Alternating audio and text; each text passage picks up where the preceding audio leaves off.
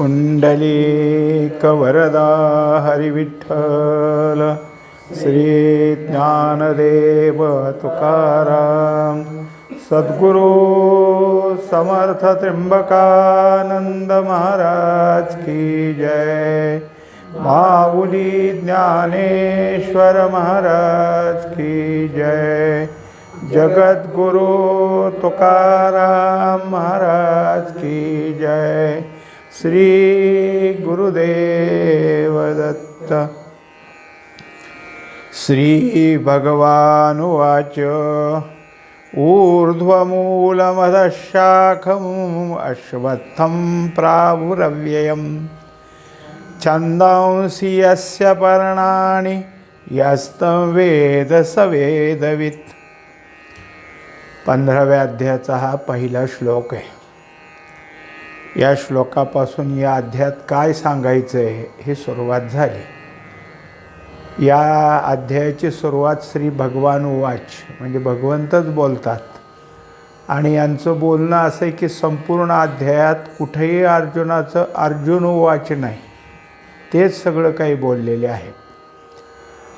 आता याच्यामध्ये ऊर्ध्व म्हणजे काय, मूळ म्हणजे काय, अधशाखा म्हणजे काय, अश्वत्थ म्हणजे काय, हे सगळं सांगत असणारा ज्या काही श्रुती आणि स्मृती आहेत त्या या संसार वृक्षाला अविनाशी म्हणतात, अव्ययम। पण या संसार वृक्षाची वेद ही पानं आहेत, पण जे कोणी या वृक्षाला वेद सांगतो त्याप्रमाणे जाणतो तोच ह्या संसार वृक्षातून दूर होतो। मग म्हणे धनंजया ते ऊर्ध्वगा तरुयया येणे रुखेची का जया ऊर्ध्वता गमे। आता या ऊर्ध्व जे म्हटले ते कोणाचं नाव आहे तर ब्रह्माचंच। ब्रह्माला ऊर्ध्व असं का म्हटलं तर या संसार वृक्षाचं रूपक करण्यासाठी म्हटलंय।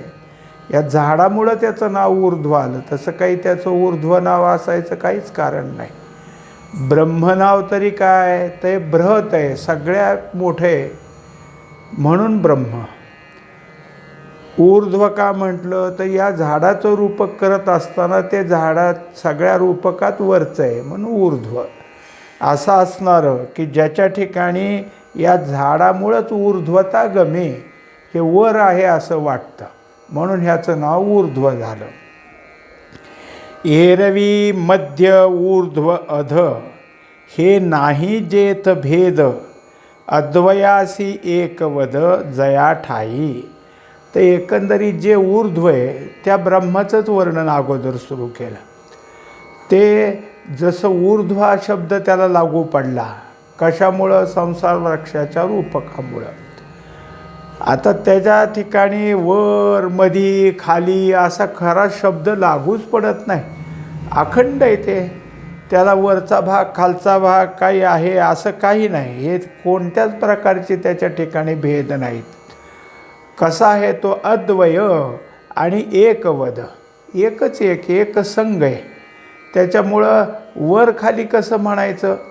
आता जसं चेंडू हातात घेतला तर चेंडूला हे वर आणि हे खाली म्हणून तो हातातनं फिरवला तर मग वर कुठं राहिलं खाली कुठं राहिलं। म्हणजे जसं ते जे आहे ब्रह्माचं स्वरूप याच्यामध्ये कोणत्या प्रकारचे भाग पडत नाहीत म्हणून अद्वय, याला दुसरं काहीच नाही। आणि एकवद, एकच एक आहे। तेव्हा या गोष्टी त्याला ऊर्ध्व मध्य अध हे शब्द लागू पडत नाहीत। आता का म्हणला मग ऊर्ध्व, म्हणजे आम्हाला हे सगळं सांगायचं आहे ना। एखादी जी काही मांडणी करायची त्या मांडणीला कुठून तरी सुरुवात करायची, त्याला हे नाव दिलेलं आहे। जो नाईक जता नादू जो असौरभ्य मकरंदू जो अंगाथिला आनंदू सुरते वीण। आता या ब्रह्माचं अस्तित्व कसं आहे पहा, की जसं काही नाही ऐकलं तरी त्याचा आवाज चालू आहे। आपल्या ठिकाणी हा सतत त्याचा ध्वनी आहे, सतत आवाज आहे, आपलं कोणाचंच लक्ष तिकडं नाही. माऊलीने एका अभंगात सांगितले की कानात बोटं घातली आणि जर तुम्हाला आवाज ऐकू आला नाही तर समजायचं 9 दिवसानं आपलं मरण आहे. म्हणजे असे त्यांनी काही आडाखे बरंच त्यात सांगितलेत. याचाच अर्थ आपण आपल्या कानात बोट घातलं की आज सू नाही तर काही गुम वाजल्यासारखा आवाज येतो. हा परमात्म्याचा आहे. हा आवाज कधी ऐकत नाही, ऐकायचा प्रयत्नही कुणी कधी केला नाही. आणि ऐकायचं म्हणलं तर ऐकायला यायचं नाही, कान बंद केल्यामुळं तो ऐकायला आला. म्हणून त्याला सांगितलं नाईकजता, न ऐकताना जो काही असलेला नाद आहे तो कायमचाच आहे. ज्याला काय आहे की असं म्हटलं जातं की देही बीज, हे जे काही आहे देही बीज, ते देही बीज नाम आधी व्हावे ठावे, तेव्हा हे देही बीज नाम आहे. यासारखं दुसरं त्याने दिलं की जो असौरभ्य मकरंदू, म्हणजे ज्याच्या सुगंधासंबंधी आत्तापर्यंत नाकाला कधीच कुठला काही सुगंध मिळालेला नाही असा ह्याचा सुगंध आहे. हा अनुभवाला घ्यायला गेला तर त्या सुगंधाच्या वेळेस तुम्हाला जसं हे काय ते काय ते काय, आता काय केलं, एकाने आपल्या मुठीत धरलं आणि दुसऱ्याच्या हातात दिलं, डोळे उघडू नको आणि वास घे आणि सांग घे तुला हातात दिलेलं फूल कशाचं आहे. मग त्यांनी ते तशीच मूठ हातात धरली, नाकाजवळ नेल्यावर सांगितलं हे मोगऱ्याचं आहे.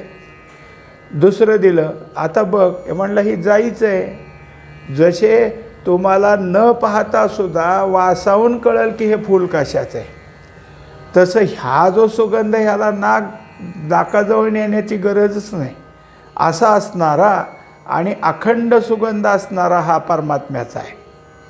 याला कुठल्या प्रकारचा सुगंध आहे हे जसे नमुने सांगता येतात, आत्तरात कितीतरी फरक असतात, हे ते कितीतरी नाव आहेत, तसं ह्याच्या ठिकाणी हा एक प्रकार आहे असं नाहीच. असा असणारा सुगंध त्याच्या ठिकाणी. आणि जो अंगाथिला आनंदू सुरते विन. आता दुसरा प्रकार दाखवला की जो काही आपल्याला आत्तापर्यंतचा अनुभव आहे तो भोगातला आहे. जे काही असेल तुम्हाला जे आवडतं ते भोगायला मिळालं की आनंद होतो, आवडतं ते ऐकायला मिळालं की आनंद होतो, खायला मिळालं तर आनंद होतो. म्हणजे हे सगळे भोगच झाले का नाही. मग ह्या सगळ्या भोगाला प्राप्त होणारा जो आनंद आहे तो भोगानी, म्हणून मग ह्याला काय करायचं, हा निर्विषय आनंद ज्या ठिकाणी आहे ते ब्रह्म आहे. मग ब्रह्माच्या ठिकाणी निर्विषय आनंद आहे. कुठल्या विषयानं तो आनंद प्राप्त होत नाही तर निर्विषय असणारा. आणि एक वेळ असं आहे की आपल्या ठिकाणी पाहिल्यानंतर जो आनंद झाला आहे तो आपण काही दिवसानंतर ते पाहिल्याचं आठवलं तरी आपल्याला त्या आनंदाची जाणीव होईल. म्हणजे ते आत्ता का जाणवलं, आम्ही पूर्वी कुठंतरी पाहिलं होतं आणि त्या पाहिल्याचा आनंद आत्ता आहे. जसं उदाहरणार्थ आम्ही कुठं जगन्नाथपुरीला गेलो आणि भगवंताचं दर्शन झाल्यानंतर जो आनंद झाला, आजही कधीतरी भगवंताची मूर्ती समोर आली की आनंद होतो. याला म्हणायचं निमित्ताचा आनंद. भगवंताची मूर्ती हे निमित्त आहे आणि हा आनंद आहे तो निर्निमित्त आहे. अगोदर आपण काय पाहिलं, निर्विषय आनंद, आणि आता काय पाहतोय त्याला काय म्हणायचं आहे, निर्निमित्त. असे जे काही प्रकार आहेत, म्हणजे मग नाही ऐकलं तरी असलेला नाद आहे, न वास घेतलेला तर असला तरी सुगंध आहे, आणि कोणताही भोग कोणताही विषय तुमच्या पुढं नाही, कोणतंही निमित्त नाही, तरी जो आनंद आहे तो परमात्म्याचा आहे. ते हे ब्रह्म आहे किंवा ते हे ऊर्ध्व आहे. जया जे आऱ्हा परवते, जया जे पुढे मागवते, दिसते विन दिसते अदृश्य जे. आता ते अलीकडे पलीकडे असं जर काही म्हणावं, मागे पुढे म्हणावं तर तेच ते सगळीकडे. त्याला मागचं बाजू पुढची, आपण उभा राहिलो तर आपल्याला पोटाकडची बाजू म्हणजे पुढे, पाठीपाची बाजू म्हणजे पाठीमागे. हे जसं आहे तसं त्याला काय अखंड आहे. आता ह्या निर्गुणाच्या ठिकाणी मागं पुढं काही नाही, कुठंही उभा राहा, ते संपूर्ण आहे. म्हणजे जसं एखाद्या अगदी मोकळ्या पटांगणामध्ये एखादा खांब आहे कुठं काही नाही, दूरवर कुठं काही नाही. मग हा कोणाच्या पूर्वेला का कोणाच्या दक्षिणेला कोणाच्या उत्तरेला काही म्हणता येईल का? कारण त्याच्यापासून सांगायला दुसरं काहीच कुठं नाही. असा असणारा हा, त्याला काही मागचा पुढचं काही सांगता येत नाही, शेंडा बुडका अमकं काही म्हणता येत नाही असं. आणि दुसरं उदाहरण कसं दिलं तर दिसते विन दिसते अदृश्य दे. आता जे जे काही आपण पाहतो ते पाहिलं तर दिसलं म्हणतो. एखादी गोष्ट आपल्याला दिसली नाही आणि दुसऱ्याने सांगितलं लक्ष दे इथं, हे बघ इथं समोर आहे. जसं प्रतिपदेचा चंद्र किंवा द्वितीयेचा चंद्र लवकर कळत नाही. मग कोणीतरी खून करत करत पहा ह्या झाडाच्या फांदीहून सरळ पहा, मग दिसलं म्हणतो आपण. आता जे पाहायचंय ते पाहिल्यानंतर जसं दिसलंय, नाही पाहिलं तर दिसणं निघून गेलं का? ज्याला पाहिलं तर दिसतं, पण जे पाहतच नाही आम्ही तेव्हा आमचं दिसणं कुठे? तिथं आहेच का नाही? मग अदृश्य जे पाहिलं तर दिसतंच, पण पाहिलं नाही तरी दिसतंच आहे. असं जर काही आहे, जसं उदाहरण पहा, आत्ता आपण सगळे पाहतोय आणि डोळे झाकून घेतले, मग विचारलं काय दिसतंय, म्हणजे काही दिसत नाही. आता प्रकाश दिसत नाही, समोरची माणसं दिसत नाही, काही नाही. मग काय म्हणजे काही दिसत नाही. हे काही दिसत नाही कोणी सांगितलं? हे काही दिसत नाही सांगणारं जे दिसत नाही ते परमात्म्याचं आहे. अदृश्य जे असं असणारं स्थान आहे. म्हणजे ऊर्ध्वाची जी जागा आहे, ज्याला ऊर्ध्व आता म्हणायचं आहे, ती किती प्रकारातून आपल्याला समजून देत आलेले आहेत. केवढे तरी प्रकार याच्या पुढं आले. उपाधीचा दुसरा घालिता ओपसरा, नामरूपाचा संसारा जगत होय जयाते. आता याच्यामध्ये काय आहे, एक उदाहरण आणलं आहे पुढं, की जशी खड्याची अंगठी असते आणि त्या खडा जो असतो तो खडा जास्त चमकावा म्हणून त्या खड्याच्या अंगठीला ज्या प्रकारचा खडा आहे त्या प्रकारचा खालच्या बाजूला रंग लावतात. त्याला मीना किंवा ओपसर असं म्हणतात. ते तर माऊलीने ते नाव दिलं आहे. तो जो रंग लावला की तो खडा आणखीन काय होतो की जास्त रंगीत वाटतो. त्याच्या ठिकाणी जे काही आहे त्या आतल्या खड्यामुळं त्याची जी बाहेरची दिसणं आहे ते अधिक वाढतं. आता हा जो काही परमात्मा आहे याच्या ठिकाणी हे मायेचं जे काही उपाधी ती घातली आणि मग हा सगळा संसाराचा डोलारा उभा करण्याकरता, व्यवहार करण्याकरता नामरूपाचा उपसर आहे. म्हणजे नामरूपाचा थोडासा रंग लावून हे सगळं आम्ही काय केलं, आमच्या पुढं तो संसार उभा केला आहे. हे सगळं काय करण्याकरता अशा तऱ्हेचं त्याला लावला आहे रंग, म्हणून हे सगळं दिसतं. आता कोणता आला, एक माया उपाधी आणि त्याच्यात नामरूपात्मक रंग लावला की झालं सगळं सुरू. मग या कधी हे सगळं होईल, जेव्हा आपल्याला ह्या ऊर्ध्वाचा किंवा ह्या स्वरूपाचा अज्ञान होईल तेव्हा. स्वरूपाचं न कळणं झालं की नामरूपाचं कळणं सुरू झालं. स्वरूपी अज्ञान दृश्य सत्यकल्पी वर्ते नामरूपी निरंतर. मग हे नामरूपाचं वर्तन सुरू झालं. हाच काय एक प्रकारचा रंग आहे की जो आम्हाला काय करतोय, भासवतोय. त्या खड्याचा अत्यंत प्रखरित रंग आम्हाला का दिसला, पाठीमागं रंग लावला आहे म्हणून. ज्ञातृज्ञेयाविहीन नुसदेची जे ज्ञान सुखा भरले गगन गाळी वजे. आता आणखीन सांगितलं परमात्मा तो कसा आहे, तर त्याला जाणण्याकरता परमात्म्याला ज्ञेय म्हणून आपण ठरवलं आणि त्या ज्ञेयाला जाण्याकरता आपण ज्ञाता झालो. ज्ञात्यानं ज्ञेयाचं ज्ञान प्राप्त करून घेऊन ज्ञानाबरोबर ज्ञेय शोधायचे, मग त्याला काय आहे सापडतं. आता असं आहे की ज्ञाता आणि ज्ञेय हे दोन्हीशिवाय जे काय असणारं ज्ञान आहे ते कायमच आहे. काय आहे ते परमात्म्याच्या ठिकाणचं स्फुरणच आहे, ते आहेच. जेव्हा आम्हाला हे सगळं माहीत नसतं तेव्हा त्याला आम्ही ज्ञेय म्हणतो आणि त्याचं नाव ज्ञेय झाल्यावर इकडं पाहणारा तो किंवा शोधणारा ज्ञात आहोत. ज्ञात्यानं ज्ञेयाकडे जायचं आहे ते ज्ञानाच्या साधनातून. मग हे ज्ञान अगोदरपासून तिथं आहेच आहे. ते या तुम्ही जेव्हा ज्ञाता व्हाल तेव्हा ज्ञान जागं झालं, मग आलं असं नाही. आपल्याजवळ नाही म्हणून ते आपण घ्यावं लागलं. ग्रंथाद्वारे श्रीगुरूद्वारे मग आहे, पण ते आहेच. त्याला त्यांनी उदाहरण दिलं की सुखा भरले गगन गाडी वजे, इतकं ते सुखरूप आहे. म्हणजे मग त्याच्या ठिकाणी अगोदरचा आहेपणा सिद्ध झाला, आताच्या ह्याच्यामध्ये चित्तपणा सिद्ध झाला, आणि मग आनंदपणा म्हणजे सुख सिद्ध झालं. ते कसं दाखवलं आहे तर परमात्म्याची जितकी सूक्ष्मता आहे इतकं ते सूक्ष्म आहे. मागं 8व्या अध्यायात विषय झाला आहे की परी गगनाचे निपालवे गाळून घेई जे. आकाश किती पातळ आहे, आकाश किती सूक्ष्म आहे, कितीतरी सूक्ष्म आहे. आता वर पाहिल्यावर आपली त्याची निळाई आपल्याला दिसते, पण आपल्या आजूबाजूला सुद्धा आकाशच आहे ना. अवकाश म्हणजे आकाशच आहे. आपण इकडून तिकडं चाललो तर जसं हवा तरी आपल्याला कुठंतरी स्पर्श करते, पण आकाश करतं का? कारण ती इतकं सूक्ष्म आहे. आणि त्याच्या पालवातनं गाळून घ्यायचं म्हणल्यावर ब्रह्म किती सूक्ष्म आहे तसं त्याचं सूक्ष्म आहे.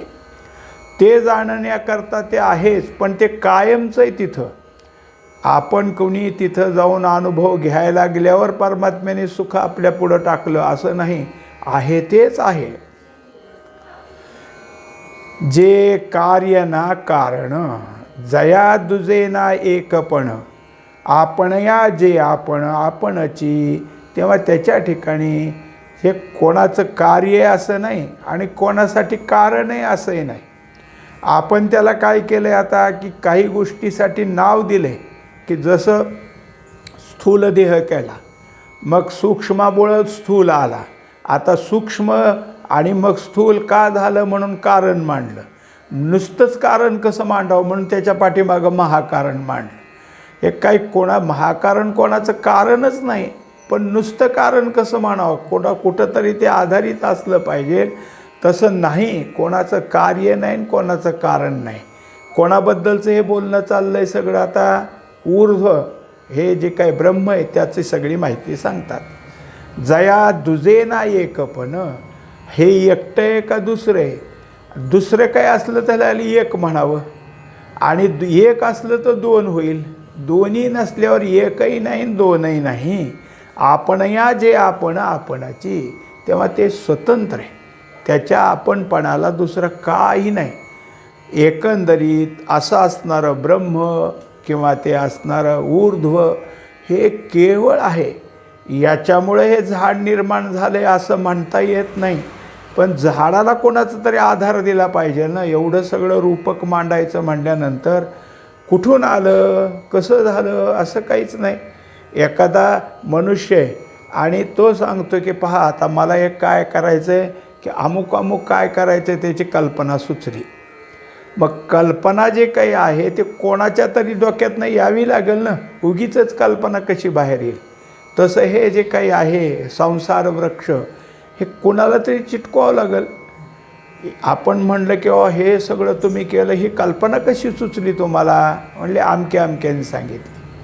मग तसं हे संसार रूपक कोणाच्या आधारावर झालं याच्यासाठी या सगळ्या ऊर्ध्वाची मांडणी केली.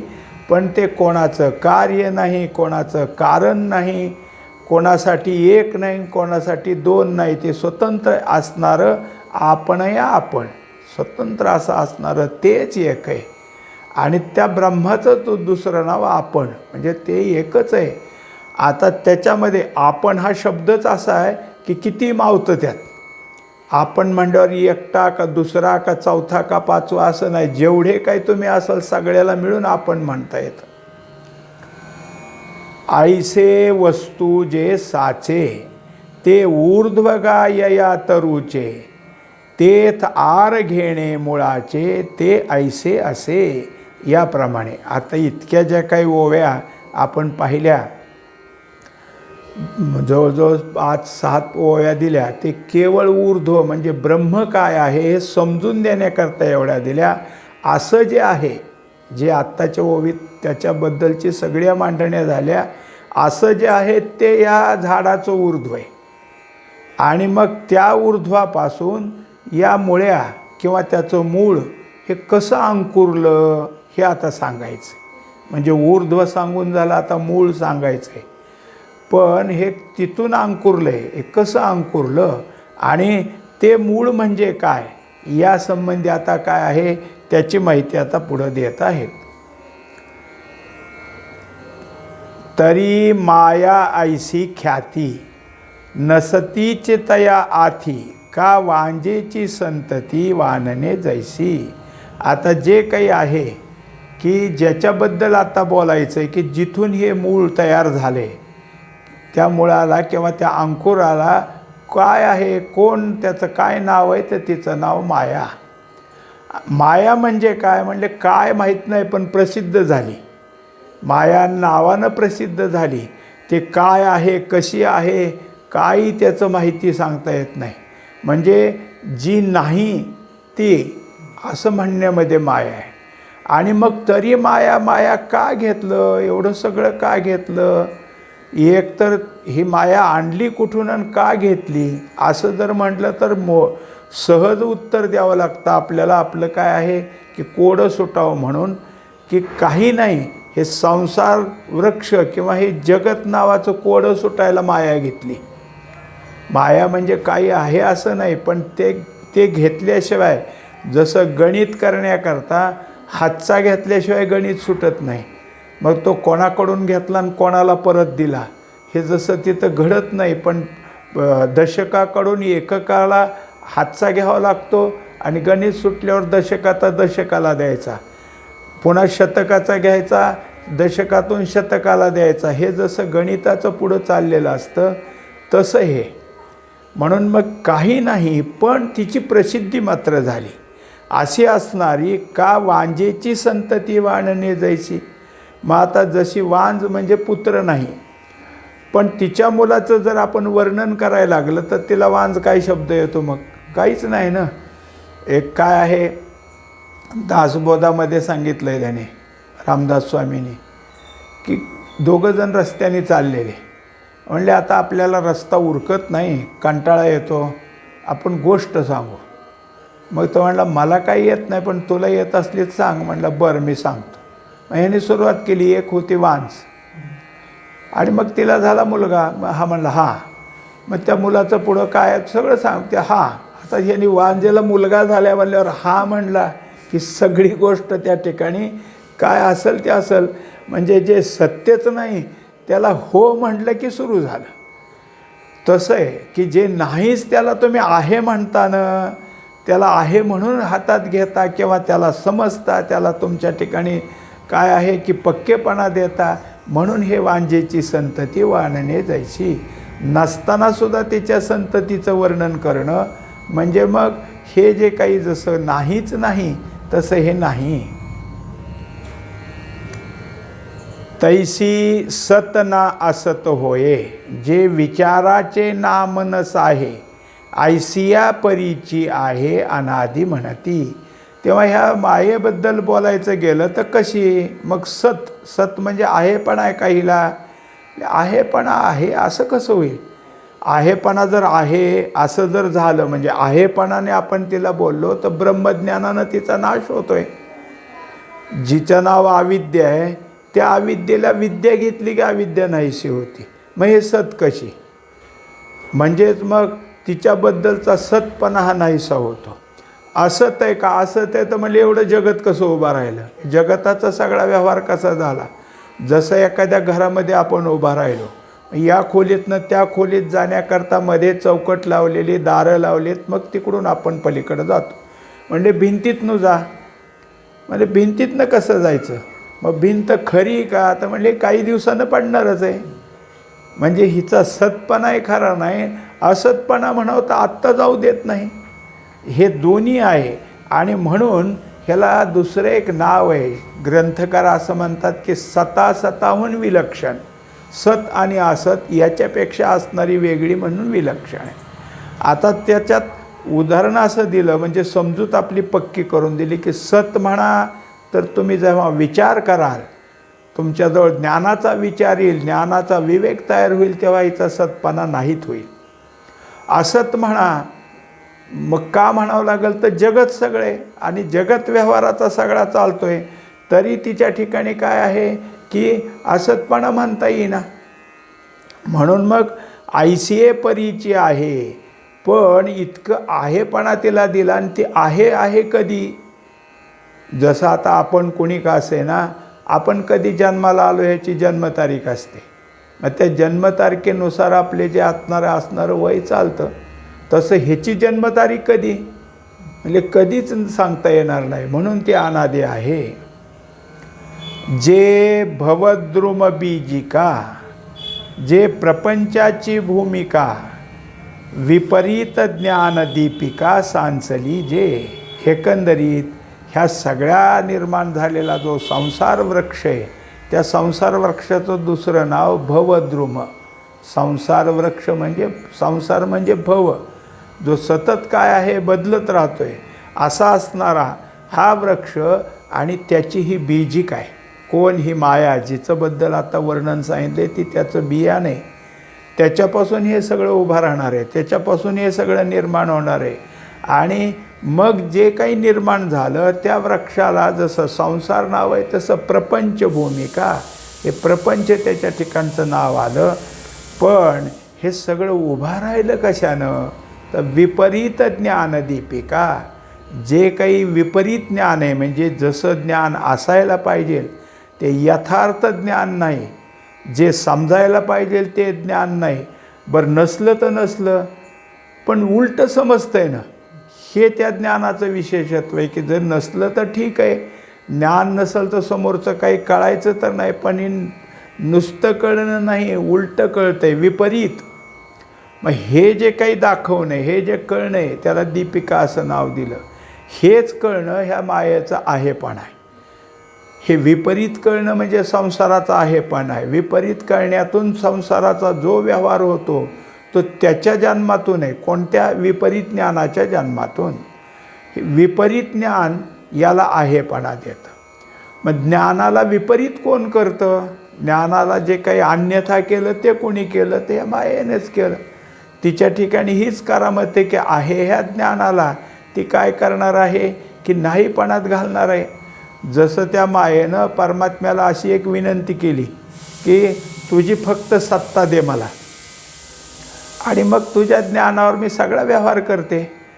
ब्रह्माला वाटलं काय होतं आहे आपलं, काय बिघडतं आहे, म्हणून दिलं. पण त्या ब्रह्माची सत्ता घेतली, ब्रह्माचं ज्ञान घेतलं आणि ब्रह्मालाच नाही म्हणून ठरवलं. असेही विपरीत आहे. अशा तऱ्हेचं हे तिच्या ठिकाणचं विपरीत ज्ञान आहे. एकंदरीत नसतं तर त्या ठिकाणी ज्ञान म्हणायची गरजच नव्हती. पण हे ज्ञान आम्हाला ज्या प्रकारे कळायला पाहिजे त्या प्रकारे न कळता जे काही कळतं आहे ते ज्ञान आहे. म्हणून त्याला अज्ञान म्हटलं गेलं, म्हणून त्याला अविद्या म्हटलं गेलं, म्हणून त्याला न कळणं म्हटलं गेलं. अशी असणारी, हे समजून हे करायला लावणारी दीपिका आहे. म्हणजे जसं काय आहे, रंगीत चष्मा आहे, तो काय करतो, जसा त्याचा रंग आहे तसं समोरचं सगळं दाखवतो. माझ्या दृष्टीत दोष आहे का? दृष्टीत दोष नाही, तुम्ही घातलेल्या त्या रंगीत चष्म्यात आहे. तसं ह्या विपरीत ज्ञानानं हे सगळं आमच्या पुढं दाखवलं आहे. नाना शक्तीची मांदूस, जगतभ्रमाचे आकाश, जे आकार जाताचे दूस घडी केले. आता त्याला वर्णनं दिली. नाना शक्ती ही या मायेला आणखी एक नाव आहे, शक्ती. अनेक प्रकारे तिच्याजवळ अनेक विलक्षणता आहे, अनेक चमत्कार आपल्या पुढं करून दाखवण्याची तिची आहे. म्हणून तिला अनेक ह्याला नाना म्हटलं आहे.